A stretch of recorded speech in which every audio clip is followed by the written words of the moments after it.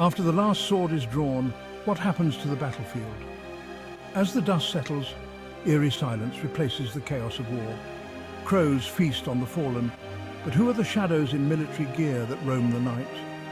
Join us as we uncover the Romans' surprising methods for cleaning up after battle.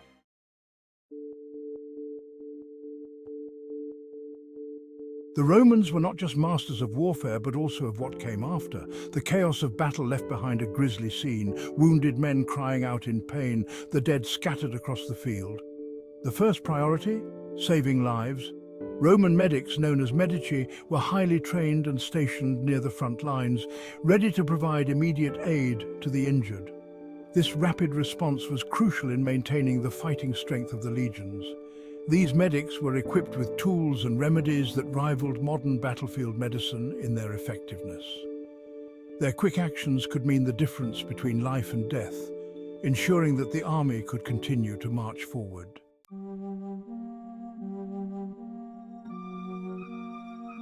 But what of those who fell in battle? Roman soldiers held a deep respect for their dead. The process of collecting and identifying the bodies was carried out with great care. The dead were often buried in individual graves, with markers when possible or in mass graves when necessary.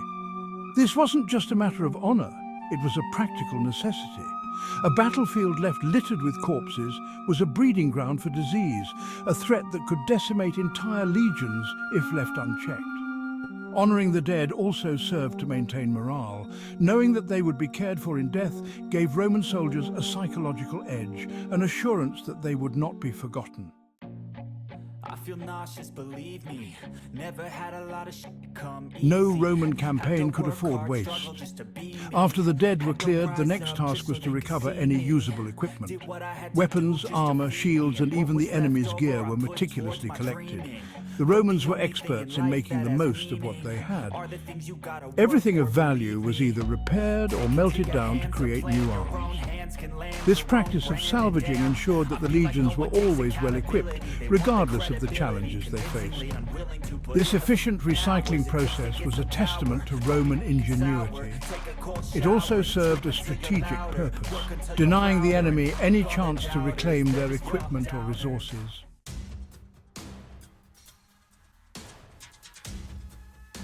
But what of the enemy dead? The Romans were pragmatic in their approach. Depending on the situation, enemy bodies were either buried, burned, or in some cases left exposed as a grim warning to others. This was not mere cruelty. It was a calculated measure to prevent disease and to send a message of dominance to any who would dare challenge Roman power. However, there were instances where enemy leaders or notable figures were given more elaborate burials, either out of respect for their prowess or to appease local customs. Every action was measured, each decision made with the broader goals of the empire in mind.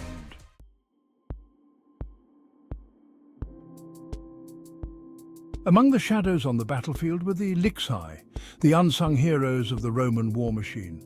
These camp followers, often composed of non-combatants, slaves, and even civilians, played a crucial role in the aftermath. They were responsible for many of the essential but menial tasks, digging graves, collecting wood for pyres, scavenging resources, and even caring for the wounded who could not be moved. Their contribution, though rarely celebrated, was indispensable. The presence of these non-combatants allowed the soldiers to focus on their primary duties, confident that the Lixae would handle the critical tasks of cleanup and support. This division of labour made the Roman military one of the most efficient and enduring forces in history.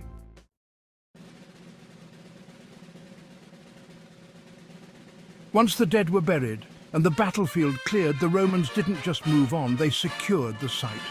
Engineers were dispatched to fortify the area, construct defensive works, or repurpose enemy fortifications. This was not merely about protecting what they had won, it was about ensuring that the ground gained would not easily be lost again. These strategic constructions often served as bases for future operations, outposts that extended Roman control deeper into enemy territory.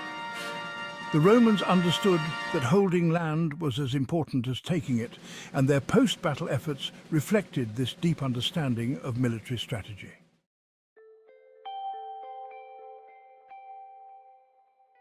The Romans' methodical approach to battlefield cleanup was a reflection of their military genius. Every action taken after a battle was as calculated as the strategies that led them to victory. It wasn't just about winning battles, it was about sustaining an empire. Their ability to recover, regroup, and reuse resources made them one of the most formidable forces in history. So, the next time you think of ancient battles, remember what happened after the fighting stopped. In the hands of the Romans, the aftermath was as strategic as the battle itself.